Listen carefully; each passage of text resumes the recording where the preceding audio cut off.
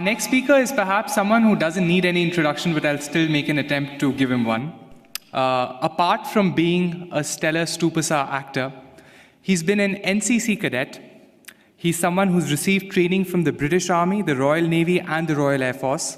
He's been a teacher, a professor. He's represented India at the Young Businessman Conference in Japan. He has a degree in electronics, and he's also served as a cultural ambassador to India. Please welcome Mr. Madhavan.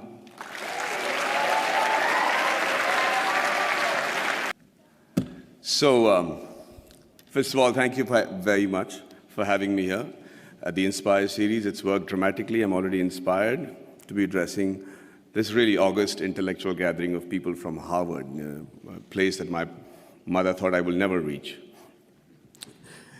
But you know what? A lot of people have spoken before me and eloquently and described their dreams for India and given figures and facts that either are skeptical and, like Mr. Wilbur says, aspirational. But I'm just an actor, and I'm going to just give you my dream shamelessly, because that's the thing that I can do best. And by that I mean, when we talk of dreams, we have one of our greatest scientists and philanthropists, Dr. Abdul Kalam, and he said something which is very interesting. He said, dreams are not what you have when you sleep. The true dreams are the ones that don't let you sleep. He said that when you have that dream once, it's a dream. When you have it twice, it becomes a desire. And when you see it for the third time consecutively, it becomes a passion, an aim, and a goal. And that is the passion with which I want to see this fantasy that I have for India 2030. And Abraham Lincoln also was a dreamer. And, but he said one thing that makes most sense in trying to achieve this goal that I have dreamt for my nation. He said, if I have 6 hours to cut down a tree, then I will spend the first 4 hours sharpening the axe. There's a great philosophy in that. In this era of instant gratification, we just keep thinking we can achieve all these goals by just tweaking this, tweaking that. It's not true. I really believe that, that a missionary zeal is required to make that quantum change. That can make 2030 what I'm dreaming about right now. And just let's look at India as a country. What a unique nation, seriously. Thousands of years old of culture and tradition, many invasions, being ruled for many years, and we still somehow managed to maintain our identity.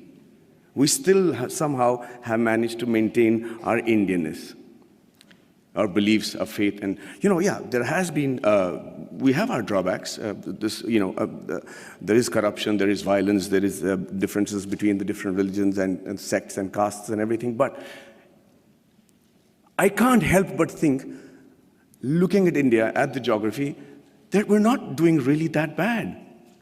Look at all the other nations around in the world.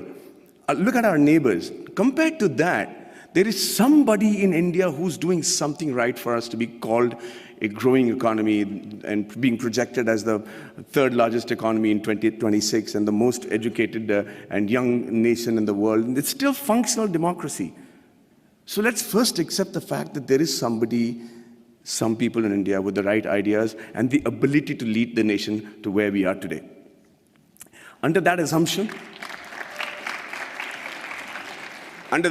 we are also very capable of finding very unique solutions to the problems that generally the world faces.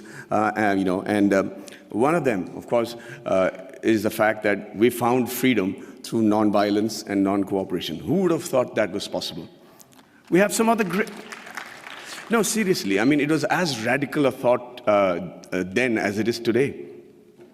And one man in a loincloth with belief and faith and complete conviction was able to do that for us. Mahatma Gandhi. And it's an amazing country of people like Mahavir, Gautam Buddha, and Mahatma Gandhi, and then Bhagat Singh, who also had a dream.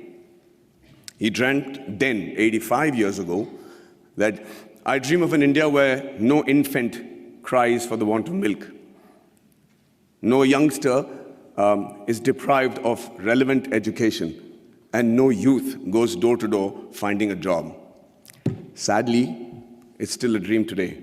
And I dream of a 2030 when this dream becomes irrelevant. I dream of a 2030 when everybody is so equally satisfied with what they're doing, that they're able to actually devote more time back to art and culture, which is another great important aspect of our country. Now, for that to happen, we need to be a healthy nation. And when I say healthy, I remember preparing for a film of mine, which released recently, where I had to look like a boxer, and I had these, biceps and triceps that had to be there. So I decided just to work on the parts that is seen outside my clothes. So I was just working out on my biceps and my triceps and my shoulders. But you know what? I suddenly realized the strength that I had in my arms and biceps was not actually enough for me to look even fit, because it is disproportionate growth. It is the kind of growth that will not make you fit or strong, but actually make you look inadequate. And that is what is happening to India today. Everybody says we are the largest economy, we're going to be the most populated country in the years to come. And with economic superpower and supremacy in rocket and space technology, which I am privy to, and then the IT giants and smarter cities. But ladies and gentlemen, I really believe that more than smarter cities, we require smart villages. And this is going to be primarily what I talk about today. A nation is only as strong as its weakest link, and rural India is our weakest link. See, it's important that that growth and progress goes hand in hand with the villages also getting onto the same train towards economic freedom, superpowerdom, all the terms that have been coined for a successful country. But that is not happening. The reason being, we're beginning to ignore them. We're beginning to actually believe that, this is a very interesting line that I've found, where they say that everybody believes that they know what is required for getting the underprivileged and the poor up to speed with the rest of the country, okay? And we always start assuming that this is what they want. This is how we can help the poor and the villages, and this is what they need. And we can't be more wrong. Because when you assume, and as the spelling goes, you make an ass of you and me. I'm going to tell you how that happened to a friend of mine. His name was, he's a very profound doctor, a gastroenterologist, and he got a call from his patient, Mr. Abdul, who said, Dr. Saab, my wife is really, really ill, and she's got a big stomach ache, and she can't sit, and she can't sleep, and she's in big pain. Can I come and visit you? And he said, yeah, by all means. And like all patients today, he has done his research, he's gone into the internet, and he said, usko ye ho sakta hai, wo ho sakta hai. And the doctor said, don't worry, let me handle it. And he checked her out, and he said, she has an infected appendix, so I have to do a surgery, and she'll be fine. The surgery was done, he was fine, and Abdul was a happy man. 1 year later, he calls back the doctor and says, sir, my wife has got a stomachache, please do the appendix operation, she'll be fine. Doctor Manoj said, listen, I'm the doctor, let me diagnose what I have to, please bring her to the clinic and we'll fix it up. He says, no, yes sir, fix up that operation date, we'll do it in half an hour and we'll be back, she needs her appendix removed. So now he's losing his patience. He says, let me do the diagnosis. Abdul, bring her to the clinic. And he's still insisting, and finally the doctor lost it and he said, listen, I'm the doctor, and let me tell you that every human being has only one appendix, and I've already taken out the appendix. So please don't tell me how to do my job. Abdul waited very patiently for the doctor to finish with his assumptions, and then he shot back very meekly. He said, sir, I agree with you. Every human being can have one appendix, but a man can have two wives, right?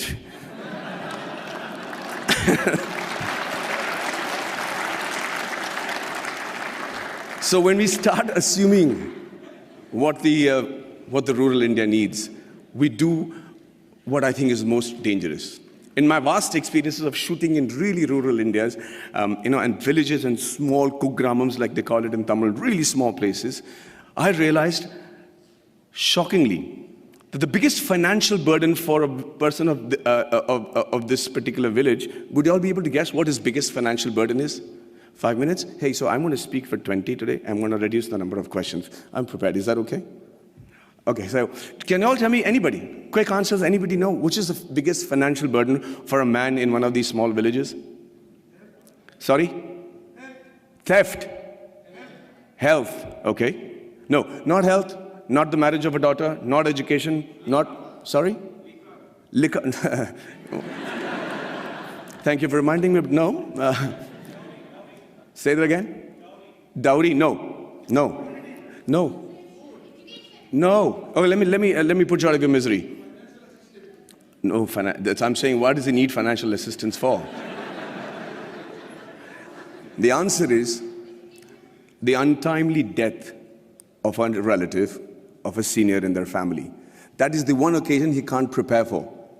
That is one occasion where the ceremony demands that he spend a certain amount of money, feed a certain amount of people, use the funeral the expenditures, and that's where he takes the loan, and that's where he gets indebted, and that's where, to escape that particular embarrassment and humility of not having the ability to perform the function every year as is expected of the Indian tradition, that he decides to leave the village because he's made to feel inadequate. Lord Mickle had in 1735 had spoken in the British Parliament and said the only way to rule India is to make the men there feel inadequate. He said, and truly so, that unless he feels that what he has is lesser than what others have, you will not be able to rule him. And within a very short period, they proved themselves right. The rural India today is feeling inadequate.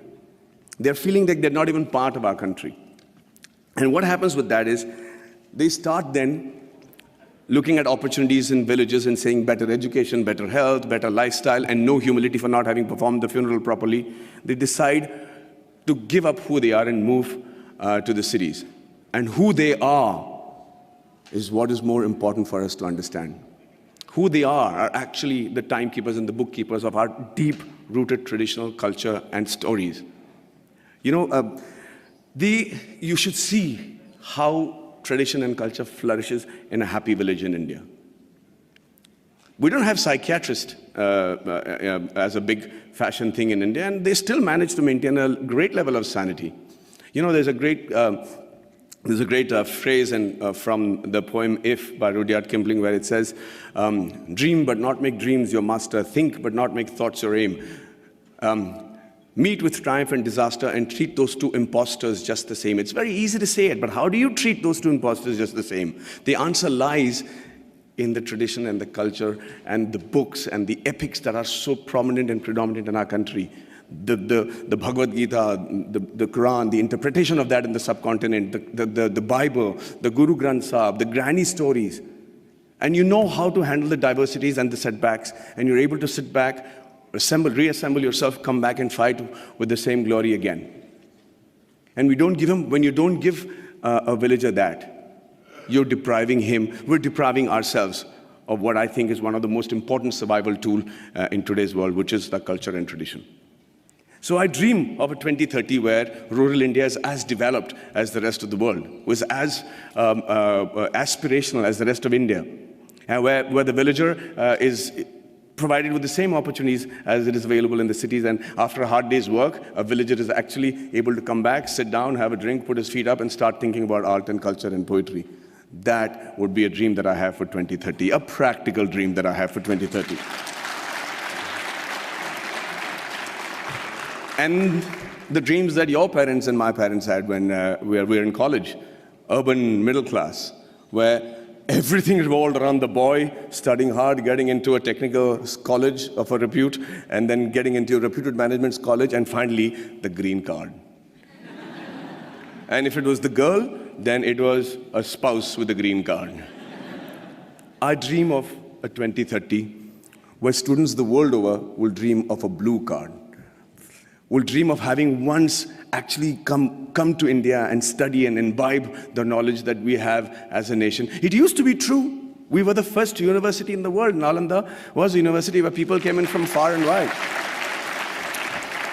So it's not a pipe dream. It's a practical dream that I have, and I think that's easily attainable. And finally, before I wind up, I think I dream of a 2030 where we have a meritocratic electoral base which selects its leaders and whose leaders believe that it is more important to serve with a missionary zeal to serve the nation rather than rule it. There is another stanza from the same poem which says that if they have the ability to talk to the crowds, yet keep your virtue, walk with kings nor lose the common touch, if neither good friends nor foes can hurt you, yet all men count with you, but none too much. If only the politicians understood the gist of that line, we would have a progressive country by 2030 where we'll all be proud of not just the way the country is running, but also proud about our politicians. And finally, I'm an actor. And the dream that I have for myself is that in 2030, I'm as relevant, I'm as handsome, hopefully, but if age was to catch up, then they probably would have mapped my face by then and used technology to make me look as young or old as the role desired me to look, and I'm still able to romance the pretty young things that will be part of the industry in 2030.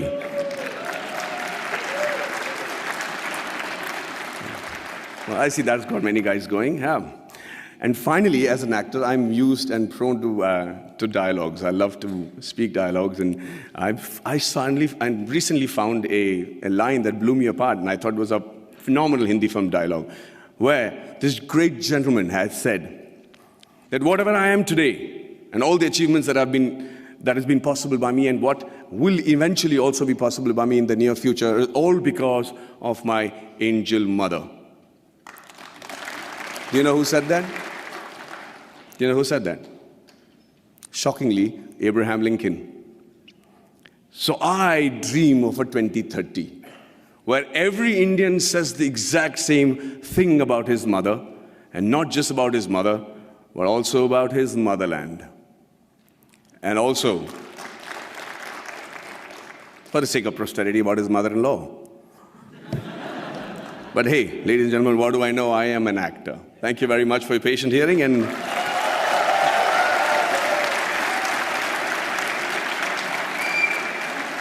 if I'm looking wise enough, I'm open to questions. Okay, wait, okay, is this, okay, it works. Okay, sorry, I wrote my question down. Okay. Give us some water. Okay, sorry. I've been trying to do this for 2 days. I've been low-key stalking you. Okay, first of all, I want to say I'm a huge fan. I wrote it down. I look weird. Okay, first of all, I'm a Tamil American, but I grew up on Ale Payute and Minale, and I'm like a huge fan of yours. And I have a question, and it is, given that you have, this is an actor-related question because you're an actor, given that you have done a very good job at portraying diverse aspects of the Tamil experience in Kollywood, in recent years, Bollywood actors have started trying to represent South Indians, especially Tamils and Tamil Brahmins. Would you be interested in or feel pressured into taking on a stereotypical South Indian role if offered to you? Do I dare ask her to repeat that? 'Cause I couldn't hear you properly. I'm so sorry. No, just I understood just the question. If you can tell me, please. Sorry. Okay. Would you be interested, if offered to you in Bollywood, to take on a Tamil Brahmin or a South Indian role in general? Will I be willing to take on a South Indian Brahmin or a Tamil role in a Hindi film? In a Bollywood film? Is that what your question is now? Of course. I mean, if the money is right. But would you be worried about maybe being in a stereotypical No, I think, it's a very honest question, but I think this stereotypical is too burdened a word for everything that we use today. It's politically correct and everything, but it doesn't really have any effect in my opinion, because I'll tell you, I have to listen to a story, I have to be convinced that this is going to work for my audiences, and I have to be convinced that the producer is able to pay me by the end of the day, and lo and behold, I am a Tamil Brahmin in a Hindi film, no problem. Really. Well, thank you so much for your for the excitement. Okay. Hi. Hi. So I actually wanted to ask you this yesterday, but there was a mob, so. So this doesn't qualify. This is yesterday's question. Yeah, exactly. So my name is Pranathi, and I actually grew up in Mumbai, like a lot of other people, and watched a lot of your movies. And I'm a vegetarian as well. Okay. So I really admired how you advocated for animal rights. But my question's actually about Three Idiots. So you spoke about how a lot of your acting roles was based on your experience. So I was wondering, because Three Idiots really does touch on a really important point that in the Indian education system, there is a lot of pressure, and this pressure can result in a lot of suicides by students. So I was wondering, how did your personal experience, because you did mention how you knew from the start that you did not want to be an engineer, so how did you channel that into your acting? Okay, so thank you for the question. See, the thing is, what I tried to show in Three Idiots was actually what happened at home. My dad was distraught that I didn't want to pursue engineering as a career or even join an engineering college, and I had to tell him that I knew what I didn't want to do is not become an engineer. But let me tell you this, the things that we said about in Three Idiots. I do agree that there's undue pressure on the education system and amongst the families for their children to excel. But that's not necessarily bad. I think it's important to have pressure at that age. I don't think that an examination and failing an exam because you were not able to reproduce what you remembered at the right time, at that particular moment of time in your life, is a measure of how successful you will be the rest of your life. But it's also a measure of your tenacity to be able to reproduce that under pressure, which is going to be something that you'll be doing every day of your professional life. So, yeah, let's not underrate that pressure. But at the same time, I think it's important for parents to know that that is not the be-all and end-all, and that is not a death warrant that you've signed just because you flunked on a particular subject. Thank you. நீங்கள் பார்த்துக் கொண்டிருப்பது Tamerica, first Tamil channel from America.